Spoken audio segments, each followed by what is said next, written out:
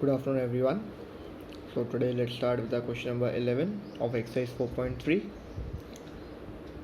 Sum of the areas of two squares is 468 meter square.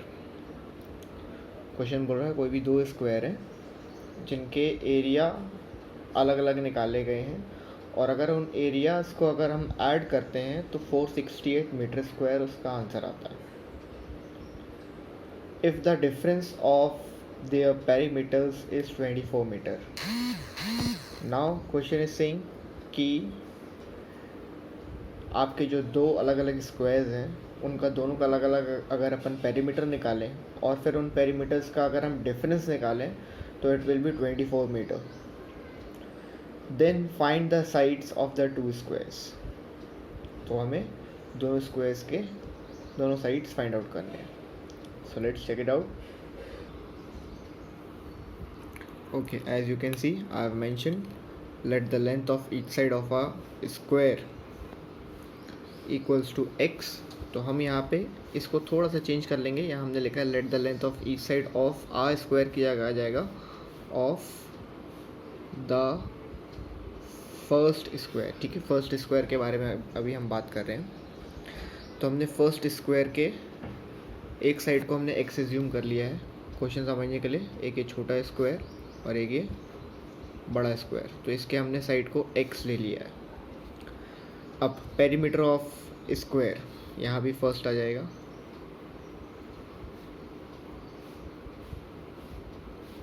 आपके first square का perimeter क्या आ जाएगा? 4x आ जाएगा. ठीक है, क्योंकि पेरीमीटर ऑफ स्क्वायर क्या होता है? 4a. तो इसका हम पेरीमीटर निकालेंगे तो 4 मल्टीप्लाई बाय साइड तो कितना हो जाएगा? 4x. अब यहाँ पे हमने मेंशन कर दिया formula perimeter of square equals to 4a. Now question says difference between the two perimeter of squares is 24 metre.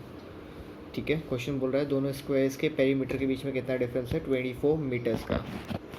तो फर्स्ट स्क्वायर का पेरीमीटर हमने इतना निकाल लिया है. तो इसमें अगर हम 24 ऐड कर देंगे तो सेकेंड स्क्वायर का पेरीमीटर आ जाएगा. तो हमने लिखा है therefore perimeter of second square equals to 4x plus 24. ठीक है, ये पेरीमीटर आ गया है. अब यहाँ भी ये पेरीमीटर आया था तो हमने क्या किया था? साइड को 4 से मल्टीप्लाई किया था.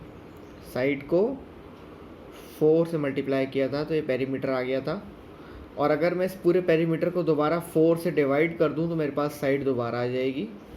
ध्यान से सुनिएगा, हमने साइड को 4 से मल्टीप्लाई किया था तो पेरीमीटर आ गया. और अब अगर मैं इस पूरे पेरीमीटर को दोबारा 4 से डिवाइड कर दूं तो मेरे पास दोबारा साइड बस बचेगी, सिर्फ साइड आ जाएगी. तो अब यहाँ देखते हैं पेरीमीटर ऑफ सेकेंड स्क्वायर हमारे पास कितना आ गया था? 4x plus 24. हमने 24 ऐड किया था. अब ये तो पेरीमीटर आ गया है. अब इसको भी क्या करते हैं? हम 4 से डिवाइड कर देते हैं तो हमारे पास क्या आ जाएगी? साइड आ जाएगी. तो हमने लिखा है it implies that length of each side of second square. Length of each side of second square equals to 4x plus 24 whole upon 4. ठीक है, इस पूरे पेरीमीटर को हम 4 से डिवाइड कर देंगे तो हमारे पास साइड आ जाएगी. अब हमने यहाँ से 4 कॉमन ले लिया तो हमारे पास बचा x प्लस 6. 4 कैंसिल. तो एट लास्ट हमारे पास length of each side of second square कितनी आ गई है? x plus 6. ठीक है, ये हमने साइड निकाल ली है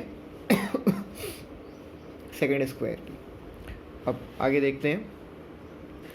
since the sum of areas of two squares is 468 metre square. दोनों स्क्वायर्स के एरियाज़ का सम कितना है? 468 मीटर स्क्वायर. तो पहले तो दोनों स्क्वायर्स के एरिया निकाल लेते हैं. पहले का हमने साइड क्या लिया था? x. तो हमें स्क्वायर पता है, एरिया का स्क्वायर पता है, सॉरी स्क्वायर का एरिया पता है कितना होता है? a square. ठीक है, तो ये x स्क्वायर हो गया और यहाँ पे ये x प्लस 6 का होल स्क्वायर हो गया. ठीक है, ये फर्स्ट स्क्वायर का हमने यहाँ पे स्क्वायर लिख दिया है और यहाँ पे सेकेंड स्क्वायर का हमने फर्स्ट स्क्वायर का यहाँ पे एरिया लिख दिया है एंड सेकेंड स्क्वायर का यहाँ पे हमने एरिया लिख दिया है. ठीक है, इक्वल्स टू 468. अब इसको हम सॉल्व करेंगे तो it has become x square और इसको हम सॉल्व करेंगे तो it has become x square plus 12x plus 36 equals to 468. यहाँ पे a plus b the whole square का हमने फॉर्मूला लगाया है, तो हमने यहाँ पे मेंशन कर दिया है because a plus b the whole square equals to a square plus 2ab plus b square.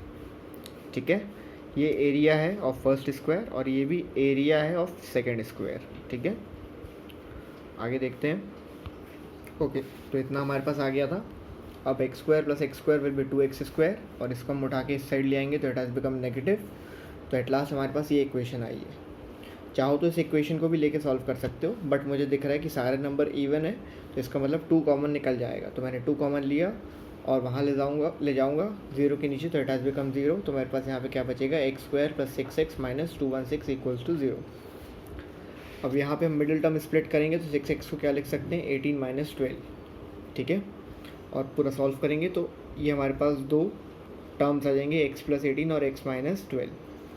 तो एक दोनों को हम 0 से इक्वेट कर लेंगे, तो एक x की वैल्यू आ गई मेरे पास -18 और एक x की वैल्यू आ गई मेरे पास 12। ठीक है, अब हमें पता है हम साइड के बारे में बात करें, इसका मतलब मेजरमेंट साइड का, तो वो नेगेटिव नहीं हो सकता। तो हमें x प्लस 12 ही कंसिडर करना पड़ेगा, x इक्वल्स टू 12 ही कंसिडर करना पड़ेगा। तो at last what we will write, since a side can not be negative, therefore side of first square equals to x equals to 12 meter, and therefore side of second square equals to x plus 6, which is equals to 12 plus 6, and at last it will become 18 meter. ठीक है,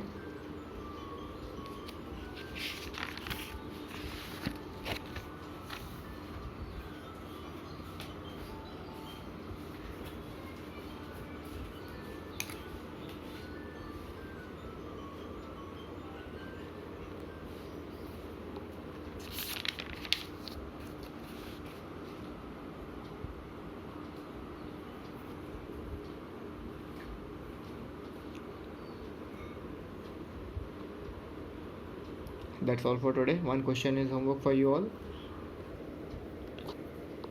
Question number 10 is homework. This question is same as question number 8, which we have done yesterday. This is the complete question.